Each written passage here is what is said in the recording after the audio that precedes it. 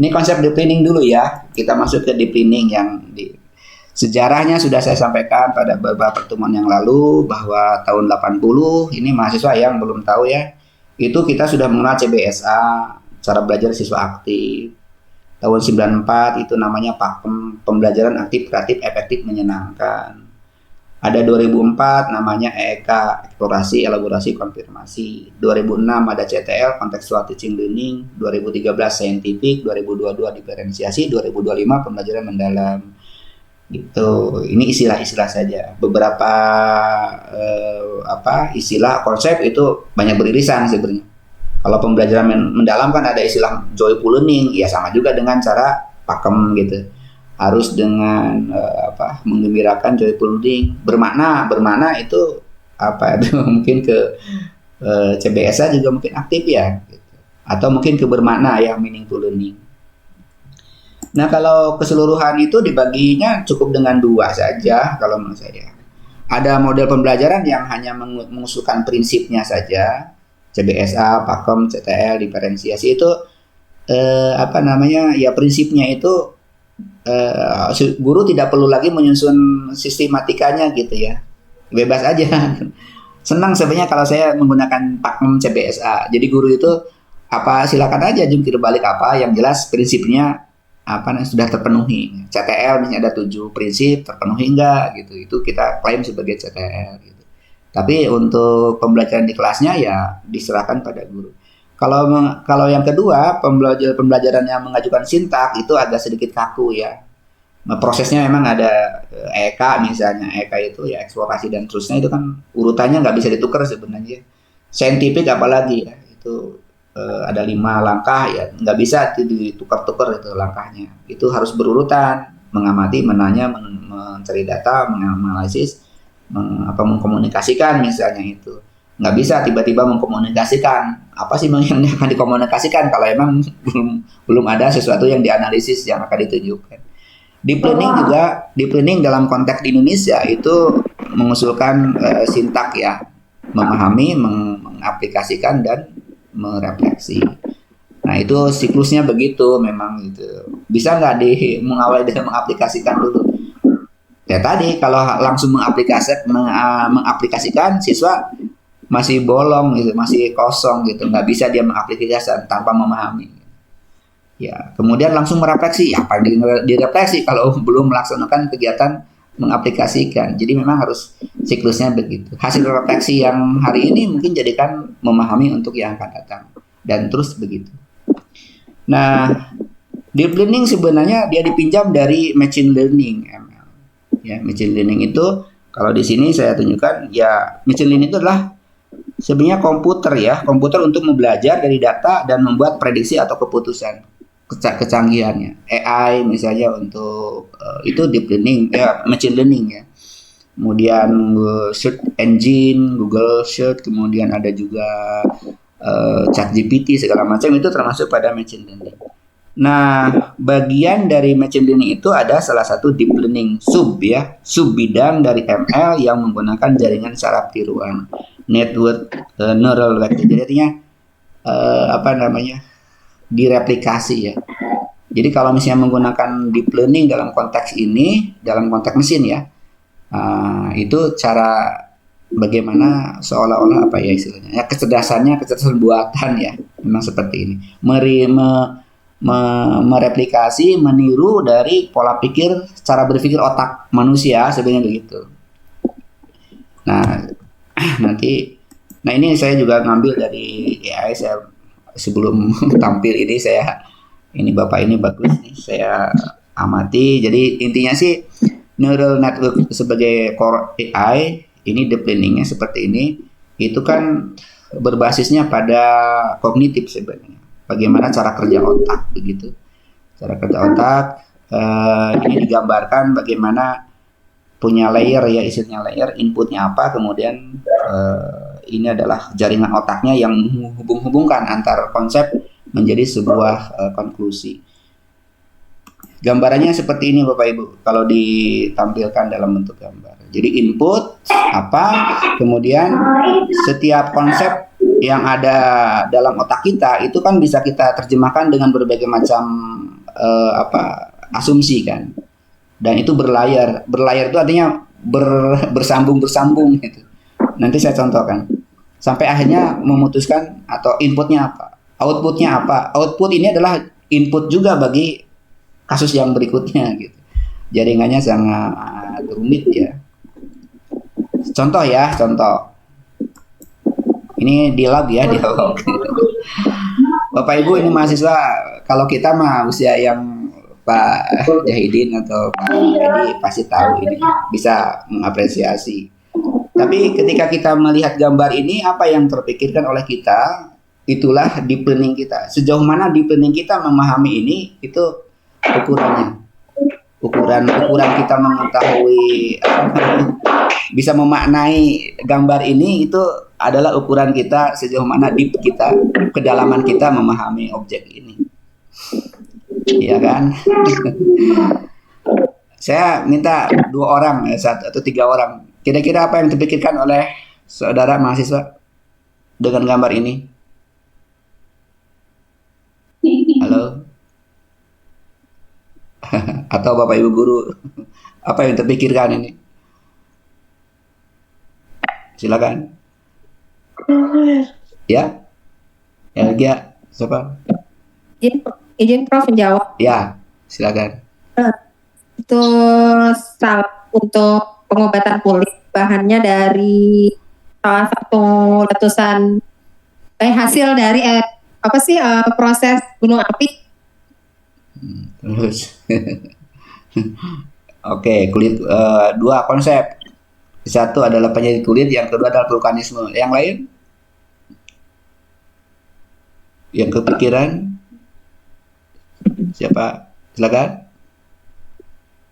Izin Prof. Ya, silakan Pak Edi. Ya. Biasa ini penyakit kulit sama. Nah, tapi terkena virus KBS itu. Oh, tapi Yes, ya. Virus atau jamur? Namanya itu ya. Pernah nempel di kulit itu biasanya. Saat SD kan gitu kan.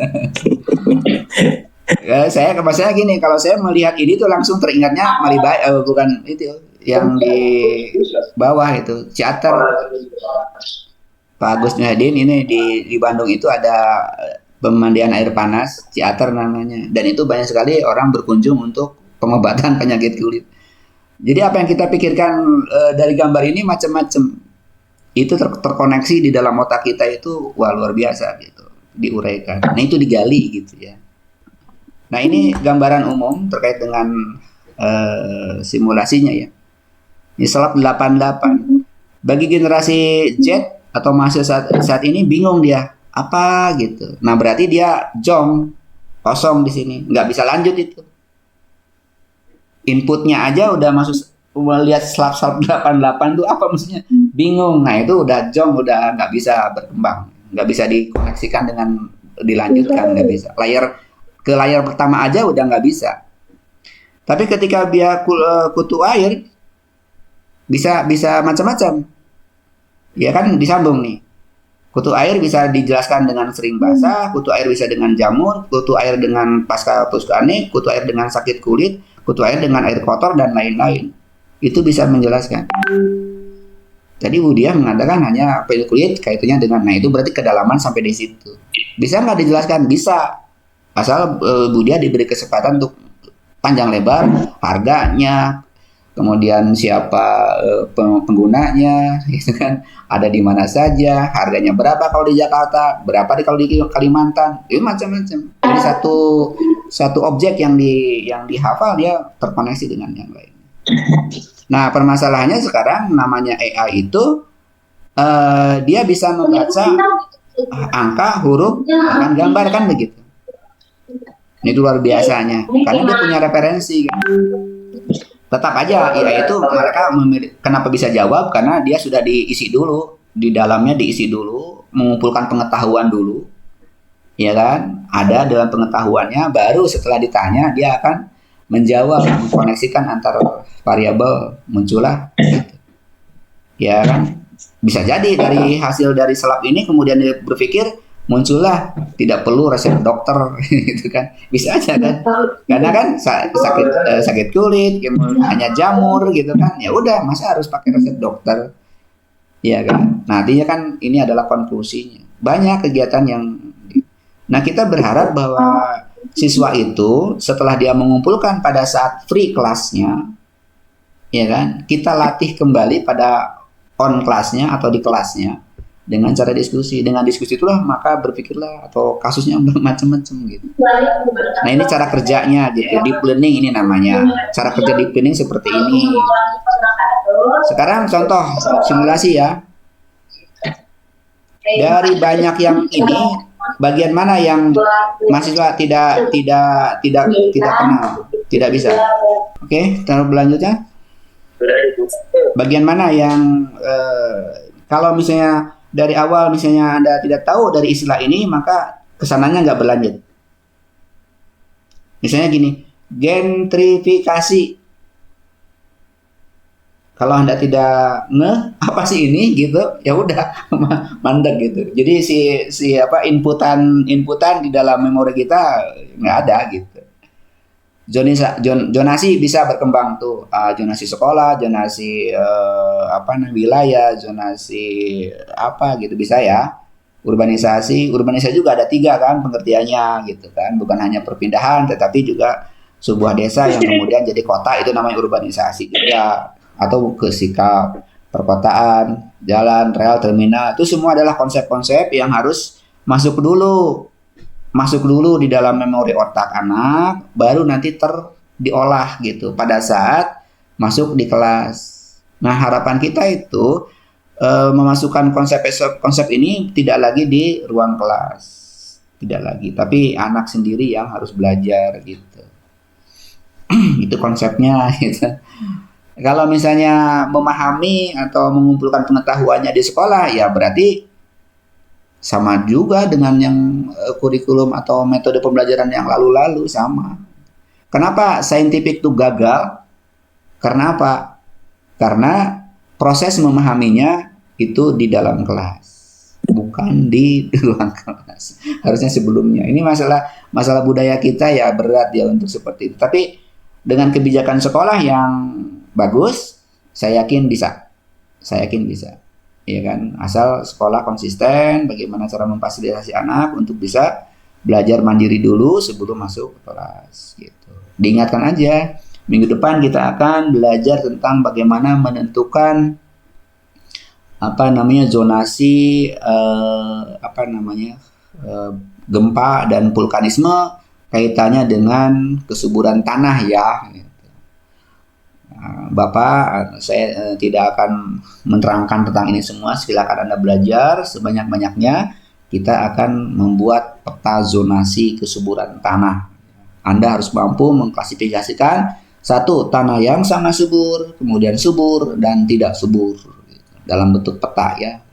Nah itu kan kaitannya dengan tugas gitu. Jadi pas masuk kelas ya mereka sudah tinggal menggunakan. Baik. Nah ini adalah gambar, jadi istilah ini aja sebenarnya. Learning mode ini adalah tahap untuk mengumpulkan sebenarnya. Jadi input segala macam. Learning mode itu sebenarnya dalam otak itu untuk bisa sistemnya gitu. Komputer kan bisa dibikin formulasinya ya. Nah itu sebenarnya. Nah nanti production. Nah ini pola pikir seperti ini dikonversi ya di dalam belajar. Ya, oke, tidak perlu saya jelaskan. Ini adalah ingin menunjukkan saja bahwa komputer sudah mampu untuk bisa mendeteksi, karena sudah ditahu kan ini ada kueh mupin dan ada anjing ya. Nah, ke depan mungkin juga sudah mulai tuh ya. Jadi kita memasukkan warna, dia bisa mendeteksi gitu. Bisa mendeteksi. Ini yang yang bikin playernya itu kan foto saya tuh. Kemudian saya tunjukkan ke istri saya gitu. Ini saya katakan lebih cakep ya gambar. Tapi ini bukan Abi. Jadi bukan ke suami, bukan terlalu cakep gitu ya. Udah nggak apa-apa sih. Ini AI. Saya tanya ke yang bikinnya, karena waktu bikin menggunakan foto aslinya jadi blur katanya. Jadi pakai AI. Oke. Mengapa deep learning kita sebut dengan ANN, artificial neural network ya, dapat diangkat menjadi model pembelajaran. Itu intinya ya. Titik krusialnya di sini sebenarnya. Yang pertama memahami karena dapat memahami sesuatu secara mendalam. Ya, jadi diharapkan model pembelajaran itu memahami secara mendalam yang tadi. Mendalam itu artinya ya sampai ke akar-akarnya kalau bisa sih gitu. Itu jadi bisa menelusuri sebagian banyak. Ya, tapi apakah cukup sebagai itu ya nggak cukup juga, nanti kita bahas ya. Yang kedua, bisa mengaitkan pengalaman antar konsep. Ya, konsep-konsep ini, konsep ketinggian dengan konsep suhu, konsep ketinggian dengan kesuburan, konsep ketinggian dengan Yung-hoon, dengan apa? Ketinggian dengan jenis tanaman ya. Ketinggian dengan macam-macam gitu. Nah, itu harapannya tuh begitulah gitu ya. Dua, menerapkan pemahaman untuk memecahkan masalah nyata yang real world problem. Nah, itu intinya. Karena namanya deep learning atau artificial itu bisa menerapkan, memahami dengan dunia nyata. Apapun kita tanya mereka bisa gitu. Ya. Nah, kemudian dapat dia menjadi pembelajar sepanjang hayat. Ya. Semakin banyak informasi yang kita tanamkan pada artificial intelligence tadi, nah, semakin cerdas dia, semakin cerdas karena tersimpan kemudian diolah, ya semuanya. Nah, itu seperti itu. Jadi kita pun semakin banyak memahami banyak informasi gitu. Tapi kalau bisa tidak terkoneksi antar konsep ya nggak ngerti juga sih sebenarnya. Ya harus dilatih juga bagaimana mengkoneksikan antar konsep yang dimiliki. Nah, geografi itu yang sebenarnya pemahaman ya 20 tahun yang ke belakang sampai belakangan itu kita masih terkotak-kotak di dalam konsep mengumpulkan pengetahuan. Bab ini kita belajar tentang litosfer saja fokus gitu. Yang keduanya bab 2-nya hidrosfer saja, yang keduanya atmosfer saja. Nah, sebenarnya kalau lihat dari deep learning dalam konteks harus mengaitkan antar konsep itu kurang tepat. Harusnya pada saat pertemuan misalnya kita pojonya atau utamanya adalah misalnya litosfer, kaitkan dengan hidrosfernya, kaitkan dengan biosfernya segala macam, itu lebih bagus. Kalau deep learning itu begitu caranya, cara belajarnya. Jadi ya akhirnya muncul tema. Mau tidak mau temanya apa? Ya akhirnya muncul pada proyek atau kasus kan, gitu sebenarnya.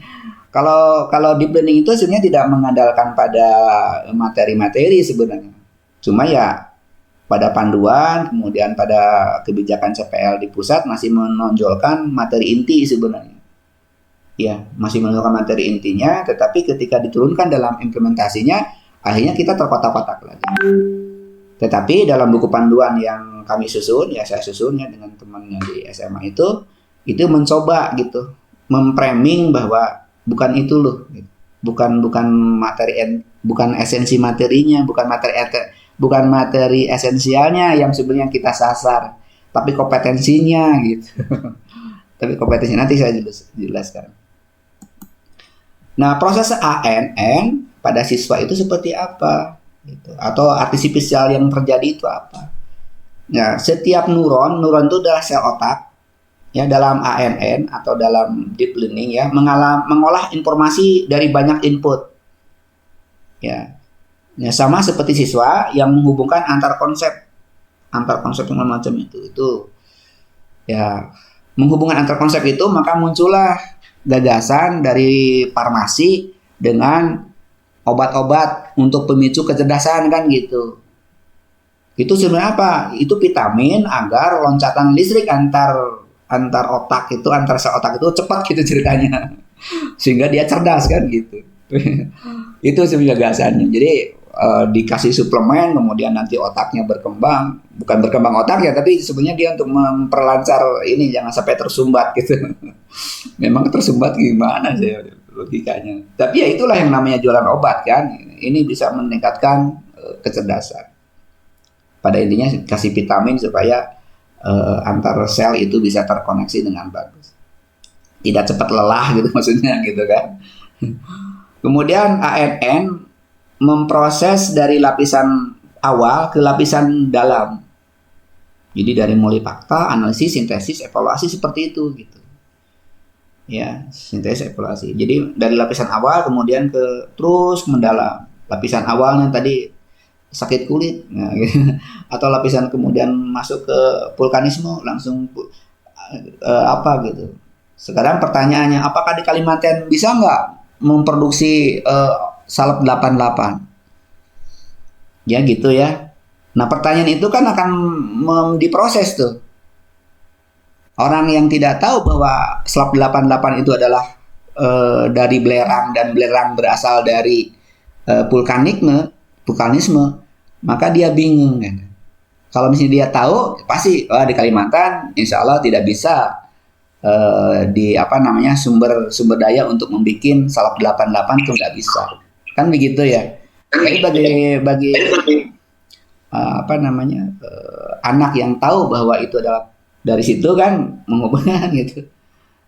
Sampai itu paham Bapak Ibu ya. Jadi ketika misalnya ada kasus misalnya tadi salep 88 bisa nggak di sumber dayanya di Kalimantan? Nggak bisa, nggak ada. Kenapa? Dia bisa jawab karena itu hasilnya dari vulkanisme, gitu ya. Di Jawa banyak gitu. Apalagi kalau misalnya di Gunung Ijen gitu. Gunung Ijen kan dekat itu yang memproduksi belerang kan di sana gitu. Oke ya. ANN belajar dari kesalahan melalui error correction. Siswa juga memperbaiki kesalahannya. Nah ini konsepnya nanti dalam proses asimilasi akomodasi dalam konsep kognitif ya, gitu. Ketika kita mengubah konsep karena kesalahan itu namanya akomodasi.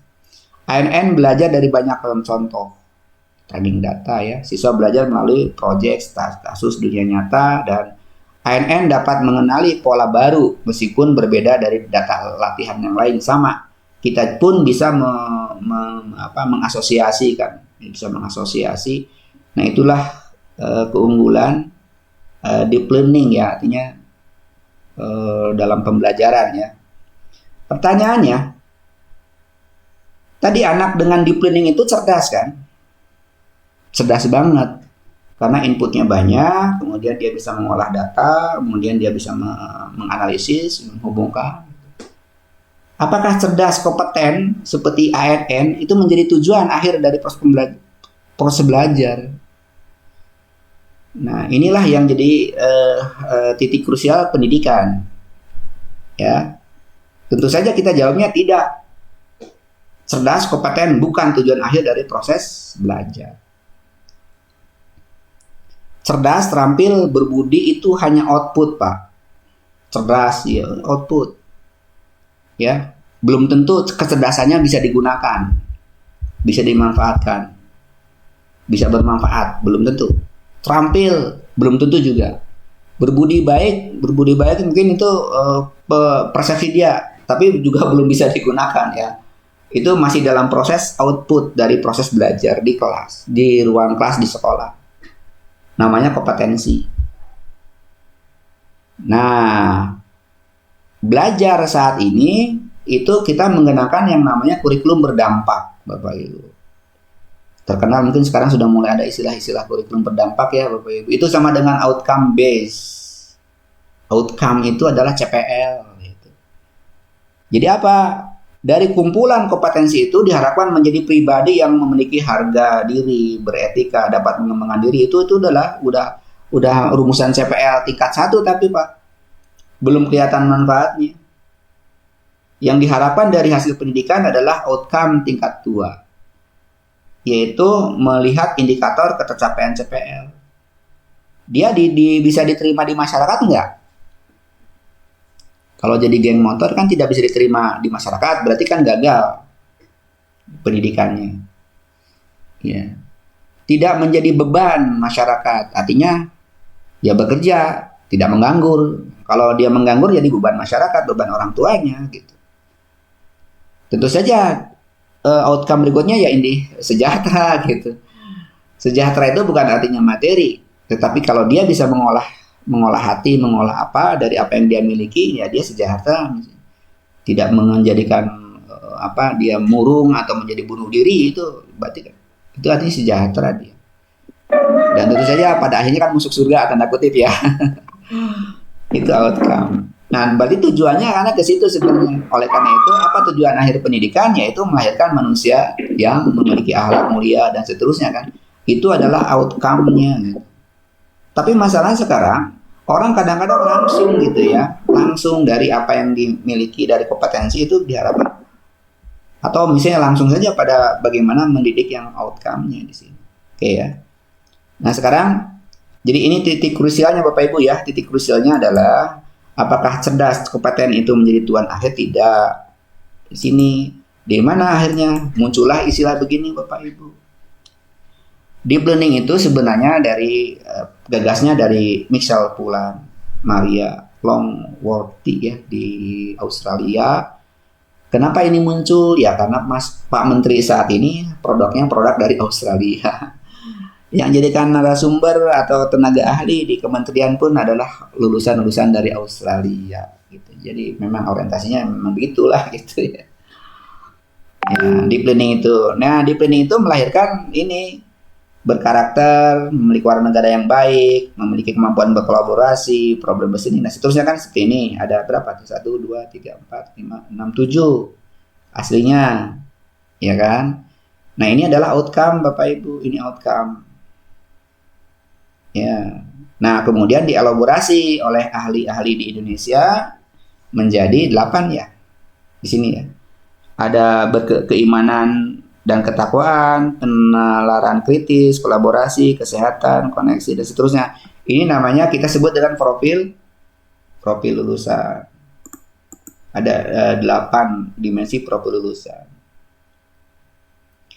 Nah, ini konsepnya. Jadi, kemudian dengan cara apa prinsip pembelajarannya supaya nyampe ke profil lulusan? Yaitu harus berkesadaran, bermakna, dan menggembirakan. Ini konsep deep learning-nya di sini katanya. Kenapa disebut dengan deep learning? Deep learning itu artinya berlapis. Lapis pertama adalah kompetensi, lapis keduanya adalah CPL-nya itu. Ya kan? Ini kan akumulasinya. Nah, cuma masalahnya kita sangat sering ya merumuskan seperti ini, tapi tidak ada ukuran. Ukuran-ukurannya evaluasinya gimana? Ukuran kita kembali pada materi biasanya. Ya, pada PISA, pada ujian nasional segala macam itu. Harusnya ada khusus mengevaluasi pendidikan, keberhasilan pendidikan itu berdasarkan pada profil lulusannya. Artinya mau tidak mau, apakah kewarganegaraan Indonesia itu sudah bagus tidak hasil dari pendidikan? Belum ada ukurannya kan saat ini. Apakah memiliki kreativitas? Apa ukurannya? Kemandirian apa dan seterusnya gitu. Ini belum. Iya, jadi kadang-kadang kita membuat kasus, membuat konsep yang memang kadang-kadang tidak tuntas. Berikutnya adalah ini ya konsepnya ya, prinsipnya. Dan pengalaman belajarnya adalah dengan cara memahami, mengaplikasikan, dan merefleksi ini di ruang kelas. Kemudian kerangka belajarnya ya lingkungan pembelajaran, pemanfaatan digital. Ini adalah lingkungan yang bisa mendukung gitu. Nah, sasaran kita dari mana sebenarnya? Ya harus dipahami semua. Tetapi praktiknya di kelas itu ya pada pengalaman belajarnya itu. Nah, kenapa disebut dengan pengalaman belajar? Ini kembali pada konsep yang awal yang saya jelaskan. Diskusi itu bukan pengalaman belajar. Field trip itu bukan pengalaman belajar. Itu pengalaman mengikuti pembelajaran. Diskusinya diskusi tentang apa? Sasarannya. Oh, diskusi ini adalah pengalaman yang akan sedang diajarkan atau sedang disarankan adalah belajar tentang menganalisis. Nah, pengalaman menganalisisnya, pengalaman memahaminya, pengalaman mengaplikasikannya itu pengalaman merefleksinya, yaitu memahami, mengaplikasikan kan sama dengan nah kadang-kadang ada memahami, mengaplikasikan kok seperti C2 dan C3 bukan, itu ranahnya bukan wilayah belum di sini bukan, ya bukan, karena merefleksikan tidak masuk pada wilayah belum kan, atau misalnya pada taksonomi Solo enggak, memang ini adalah langkah pembelajaran, langkah dalam proses pengalaman belajarnya. Artinya apa? Memahami bisa nggak dengan cara metode ceramah, metode baca buku? Bisa. Itu kegiatan belajarnya kan. Ya, pengalaman belajar mengaplikasikan, bisa dengan praktik, bisa dengan langsung field trip, bisa dengan cara apa kan gitu. Oleh karena itu saya katakan yang namanya diskusi, field trip segala macam itu bukan pengalaman belajar, itu adalah sarana untuk bisa anak mengalami, memiliki pengalaman belajar itu tertentu. Ya, kita jangan nanti banyak tanya jawab. Nah, ini konsep yang penting juga. Jadi di 8 dimensi profil lulusan itu yang kita tetapkan dalam deep learning nanti ada 8 kan, keimanan, kewargaan, pengenalan. Profil lulusan ini dapat dibentuk dari berbagai macam kegiatan. Dari topik pembelajaran dapat, mengikuti pembelajaran yang deep learning juga dapat, pembiasaan di kelas di sekolah dapat, penugasan bisa. Kembali pada konsep awal, kurikulum itu adalah proses pendidikan yang keseluruhan. Kan begitu. Saya pernah mengikuti diskusi-diskusi dengan beberapa guru pada, ya artinya bukan guru ya, dia komunitas ya, pada waktu pembahasan tentang materi geografi segala macam. Seolah-olah materi ini jadikan materi gitu. Ya enggak nih, ini enggak ada, ini bukan kaitan dengan materi ini. Bukan materi mata pelajaran maksud saya. Bukan. Ini adalah sebuah akumulasi di akhir. Profil lulusan itu adalah sesuatu yang jadi sudah dia CPL-nya profilnya seperti ini. Mampu berkolaborasi, mampu kreatif segala macam. Nah, itu dibentuk dari sejumlah kegiatan belajar, bukan hanya di kelas gitu. Jadi kalau misalnya sekarang kok anak tidak kreatif? Ya jangan menyalahkan guru dong gitu maksudnya. Ini kok anak jadi kemandiriannya kurang. Ya jangan menyalahkan guru. Guru mah personal. Guru itu adalah mata pelajaran. Dia hanya bagian dari atas nih. Harusnya adalah ekosistem. Keseluruhan kepala sekolah. Dia sebagai pimpinan kepala sekolah. Kepimpinan sekolah itu gimana? Untuk menciptakan kemandirian tuh anak seperti apa? Gitu. Wakil kepala sekolah bagian kurikulumnya ngapain saja tuh untuk bisa menekan kemandirian.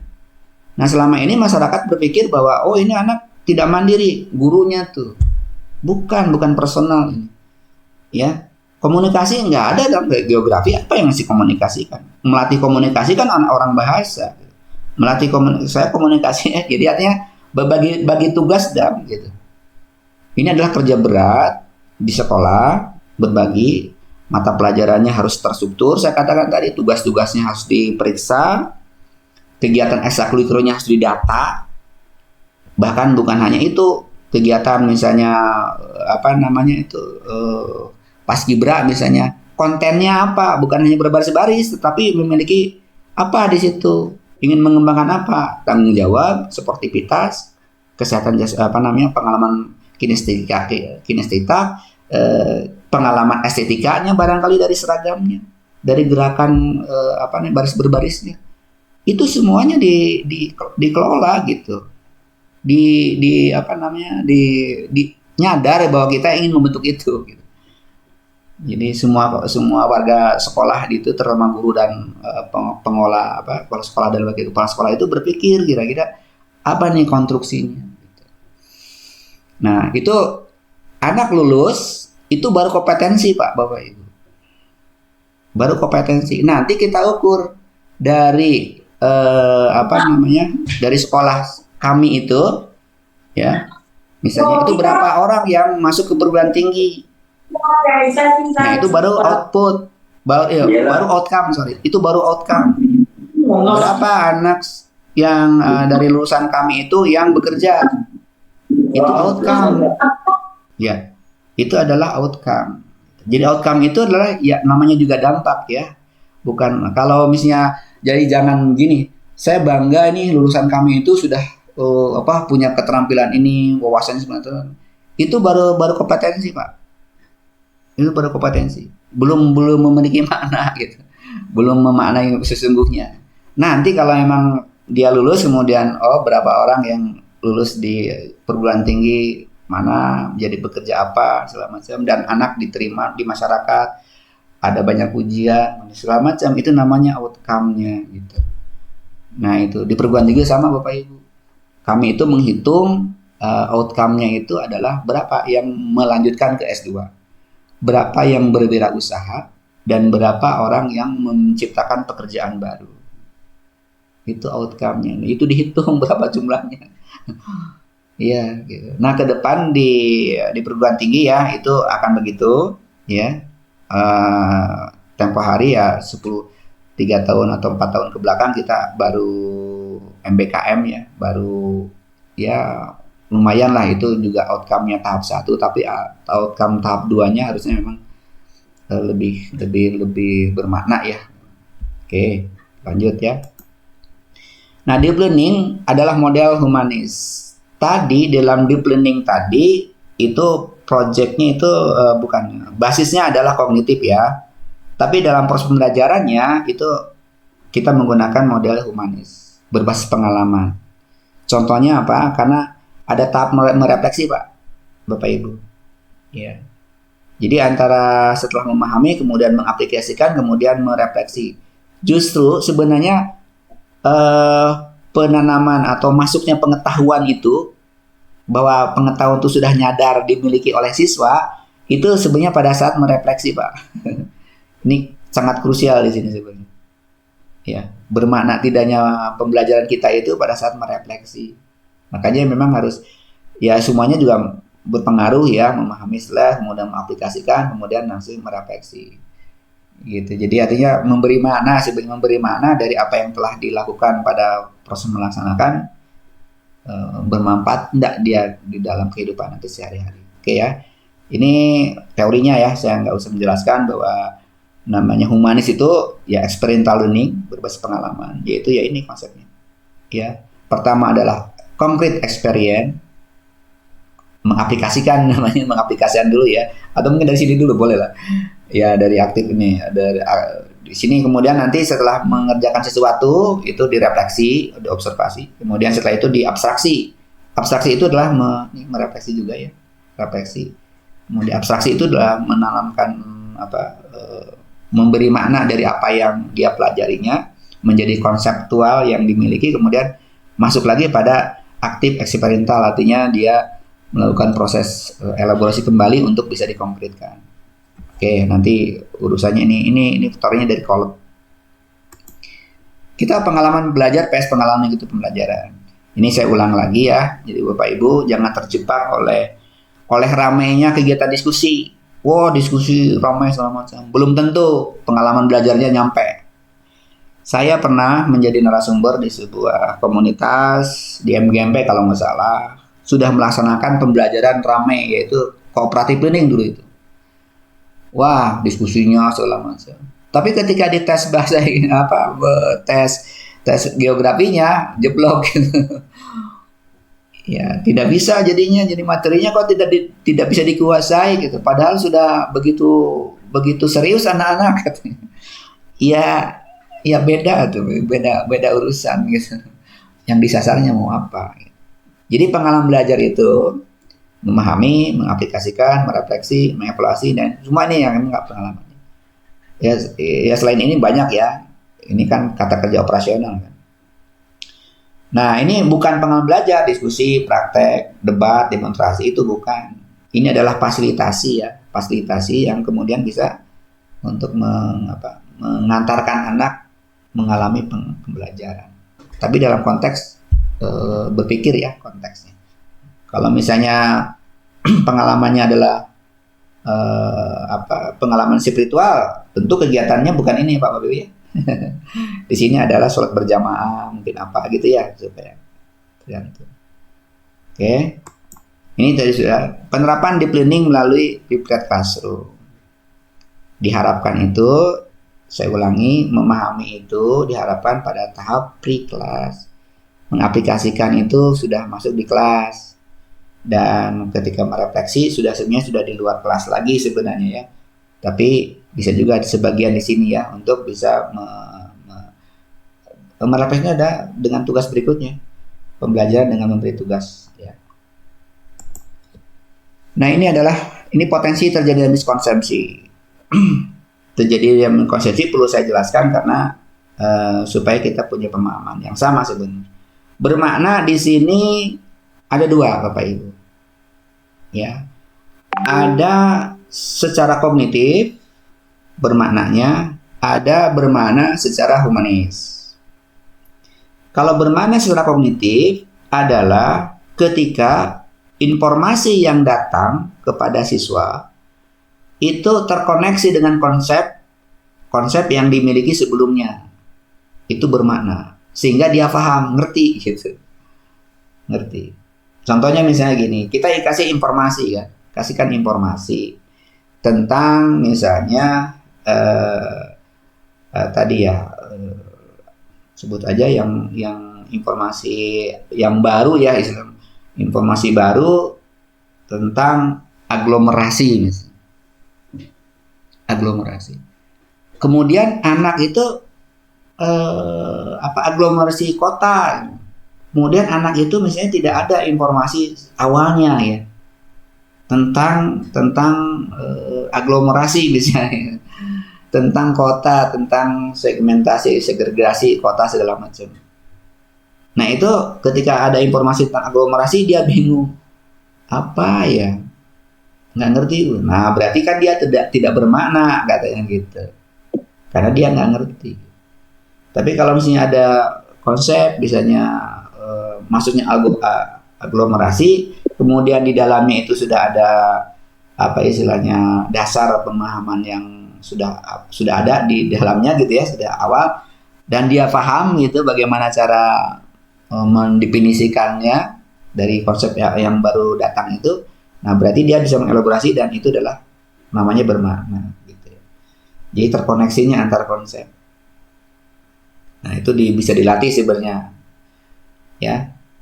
Ada istilah nanti di dalam proses penerimaan informasi, kalau misalnya informasi baru itu hanya menambah wawasan, namanya asimilasi. Tapi kalau misalnya informasi baru itu mengubah konsep awal, ya sadar konsep awal itu kok salah gitu ya, dengan informasi baru itu mengubah konsep awal, itu namanya akomodasi. Nah itu bagian kognitif ya. Tapi bermakna juga bisa dalam humanis, yaitu bermakna dalam kehidupan. Nah, di dalam konteks ini bermakna itu Bapak Ibu harus paham. Ketika dalam bermakna dalam konteks belajar kognitif ya berarti anak paham, tapi bermakna yang kedua adalah ketika bermakna itu adalah ketika memilih beberapa topik materi kajian yang memang dibutuhkan dalam kehidupan. Gitu.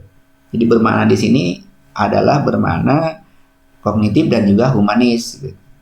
Jadi jangan sampai kita memilih tema-tema atau materi-materi yang tidak bermakna bagi siswa gitu, dan tidak bermakna dalam kehidupan gitu. Banyak nggak ya? Ada belajar tentang santet kehidupan nggak ada. Belajar tentang apa yang tidak, belajar tentang inilah misalnya belajar kalau terampilannya yang sudah update gitu ya, materi-materi yang dulu ya. Banyak aplikasi komputer yang kalau kita dipelajari itu kan nggak bisa bermakna yang dulu, seperti misalnya aplikasi Lotus, aplikasi Cirater itu tahun-tahun 80-an itu pasti nggak bermakna gitu, karena sekarang sudah diganti dengan aplikasi baru gitu kan, dengan Excel, dengan Worksheet dan seterusnya. Yang kedua yang akan terjadi miskonsepsi adalah menggembirakan. Menggembirakan itu bukan artinya loncat-loncat gitu kan. Bukan. Memahami. Nah, memahami juga miskonsepsi lagi ya. Seolah-olah memahami ini katanya C2 gitu. Bukan, di sini memahami dalam konteks pengalaman belajar dalam siklus deep learning. Beda. Memahami ini lebih luas dari hanya sekedar yang C2. Ya memang di Indonesia agak susah ya mencari sepadanan kata untuk istilah memahami ya. Agak susah gitu ya. Ya jadi oleh karena itu perlu diingat sajalah bahwa memahami di sini bukanlah C2 belum, bukan. Nah, berkesadaran itu apa gitu kan. Nah, ini juga konsep yang ada di dalam deep learning nanti ya. Ada istilah berkesadaran, mindful learning, kemudian ada joyful learning, ada meaningful learning. Berkesadaran itu meaningful. Nah itu yaitu ketika apa? Ketika anak aktif menyadari proses belajarnya itu berhasil. nyadar gitu. Oh iya, paham anak itu kelihatan manggut-manggut boleh lah gitu. Mampu mengatur diri sendiri. Dia sadar gitu ya. Kapan dia harus belajar ini dulu lah saya belajar gitu. Ini dulu kemudian apa gitu kan, bisa mengatur waktu, mengatur apa itu dia sadar dia. Memahami tujuan pembelajaran. Ya biasanya anak hanya menerima saja gitu. Kalau yang kritis bisa nanya tuh, Bapak Ibu, mohon maaf ini hari ini belajar apa ya? Belajar ini. Kalau lebih kritis lagi nanya, kira-kira untuk kehidupan saya apa gitu. Itu bagus anak tuh kalau gitu. Belajar geografi itu pusat itu ngapain ya? Tapi kan anak menerima saja. Kalau anak yang kritis itu nanya harusnya sih, ini belajar tentang tanah, jenis tanah itu apa sih? Itu. Ya itu. Jadi artinya memang harus dielaborasi kembali oleh kita, tujuannya itu untuk apa sih? Ya. Termotivasi secara intrinsik untuk belajar, aktif mengembangkan strategi belajar dan fokus dan berkesadaran penuh. Itu namanya dari konsep apa ini? Dalam konsep ini itu apa namanya? Nah, bermana ya, berkesadaran. Berarti wilayahnya adalah prinsip pembelajaran. Nah, ini meaningful learning. Ini konsep ini adalah konsep meaningful learning dalam konteks kognitif ya Bapak Ibu. Jadi dalam otak kita itu ada semacam sel, antar sel itu tersambung. Nah, yang kemudian kalau bersambung namanya sinaps. Kita ingat sesuatu itu adalah synapse gitu. Di antara konsep itu disambungkan. Ya. Nah, itu memunculkan kreativitas itu sebenarnya pada snapnya ini. Ya, misalnya gini, ada temperatur dengan topografi. Ya, ada hubungannya enggak? Nah, kalau dia misalnya ini dia bisa menerangkan semakin tinggi topografi semakin rendah temperatur dan seterusnya. Topografi karena itu di sini akan muncul misalnya harus pakaian tebal, pakaian tipis dan seterusnya. Banyak hujan atau tidak dan seterusnya. Ini adalah hasil dari snap dari otak kita. Nah, itu. Jadi bermakna dalam konteks kognitif ya, bukan bermakna bagi kehidupan gitu ya. Jadi ini dalam konteks kognitif. Kalau misalnya mempengaruhi atau hanya menambah namanya asimilasi, kalau mengubah konsep namanya akomodasi. Nanti kita tanya. Menggembirakan, yaitu ketika peserta didik menikmati proses belajar, menguatnya motivasi, rasa ingin tahunya semakin besar, munculnya kreativitas, keterlibatan aktif, itu menggembirakan sebenarnya. Bermain itu harus bermain tapi bertujuan. Nah, ini ada tarik tambang. Kira-kira maknanya apa sih? Kalau untuk fisika barangkali bermakna ya. Ya, bermainan tarik tambang itu jadikan jadi fisika bermakna. Tapi bagi geografi kira-kira apa? Apakah nanti kaitannya dengan apa gitu ya? Silakan bermain tapi harus di mana?